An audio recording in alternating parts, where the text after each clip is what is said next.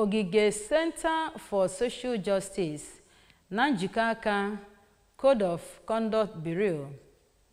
na nkwado nke European Union IDEA nakwa Rule of Law nakwa Anti-Corruption Rollback Program achịkọbago ọgbakọ nkụzi ọzụzụ ihe maka isi n'usoro online wee mee ka ndị mmadụ na-egosipụta akụnụba ha nwere nke bụ n'obi ya bụ ịkwalite ịdị ire nke etu esi ebe megide wuruwuru nakwa mmegharị ndị ọzọ. Onye ọrụ anyị bụ Ogochukwu Okeke na n'ebe ha mere nke ahụ wee kọrọ anyị ka ebe ihe siga.